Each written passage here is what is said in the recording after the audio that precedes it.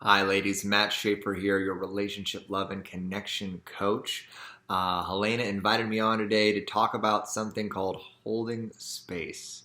That is a magical tool you can use to foster deep, intimate, connected experiences with the partner in your life. Sound good? We're going to dig into it in just a second. But before we do, take a second if you haven't already and subscribe to Helena's YouTube channel. Hit that big red button over there. She does lots of amazing content all the time, and you don't want to miss any of it. So be sure to hit the little bell so you get notified on everything, all right? And watch till the end of this video because I'm going to be giving away a great gift for you guys at the end that I know is going to help you out, all right? But let's dig a little bit into holding space. So you may know what it is. You may not know what it is. So let's start with the beginning. What's the key to all relationships? Communication, right? So we got to be able to communicate in order to be able to be effective in relationship. So then what are the two aspects of communication? Talking and listening. Obviously, we have to be able to talk effectively. We have to be able to put words to our feelings and express what's in our heart powerfully to our partner if we want them to be able to understand who we are. It's very important. But you know what's even more important? Listening, right? And not just any listening. Some listening is actually really toxic. What type of listening am I talking about? Obviously, the sort of listening that I know y'all have experienced in your life, waiting for your turn to talk. Is that not frustrating when you're talking to somebody, when you're talking to your partner, or to anyone in your life? And you can tell that all they're doing is just waiting for their turn to respond to what you're saying, and nothing that you're saying is actually landing with them. Isn't that annoying? Isn't that frustrating? We do not want to do that. This is a special kind of listening. It's called holding space. Now, holding space is when instead of just listening and waiting for our turn to talk or engaging in like some sort of surface level dialogue where we feel like we have to respond to everything that that person is saying, we're actually creating a container, a supportive container for our partner to express and explore whatever it is that they need to get out.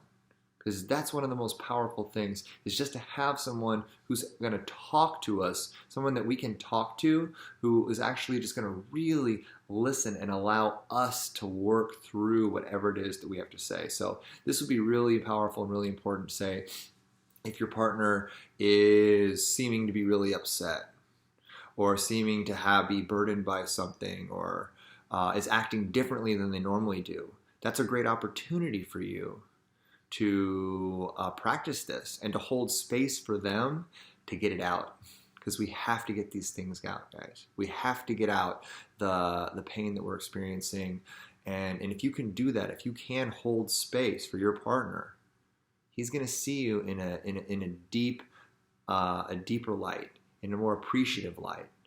It's one of the most valuable things we can do for other people in our lives, not just in our romantic relationships, but in all of our relationships. So this is going to work for you across the board. So I'm sure you're wondering, how, right? How do we hold space? All right, let's do it. Let's go there.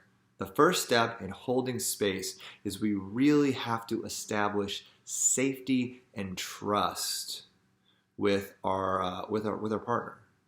And we do that by communicating and asking them if they would like us to support them. All right, so if you see that your partner has something that is eating them up inside, or they're holding on to something, or they're tense, or they're anxious, I mean, you know, if you've been with somebody in any length of time, you can tell when they're going through something. So you get to ask them, you get to create a safe space for them to have this experience by asking them, hey, seems like something's going on. Seems like something is coming up for you. Would you like me to hold space for you? And would you like to share that with me? You know, would it support you to talk it out with me? You don't have to say the words holding space. That might seem a little weird for someone who hasn't heard that term before, right? But you can just ask them, you know, would it help you to tell me what's going on with you, what's coming up for you? And if they're feeling vulnerable or they're feeling like they're willing to take that on, they're going to say, yes, great. You've just created basically a little contract where now they're going to be able to open up to you a little bit. So you create a little trace, you created a little safety with that person, which is a great place to start. All right. Now, one of the next things that you want to commit to do when you're holding space for someone is to consciously withhold judgment about what they're saying and commit to not taking it personally. Okay? This all boils down to one truth.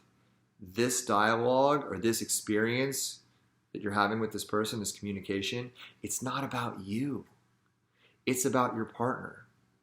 So if your partner is opening up to you about what they're feeling, and it applies to you, or it relates to you in some way, your duty in holding space is to not get defensive, is to not make it about you, because then what does that do? If you make it about you, if you start attacking the person as they're trying to open up to you about what they're stressed, like say they're stressed out about your relationship, and they're like, I've just been feeling really tense because I feel like you created these expectations for me that I can't meet with everything going on with my work, and then you have all these obligations that you're wanting me to do, and it's overwhelming me, and it's just, and they're not trying to attack you, but they're just trying to unburden what's in their heart.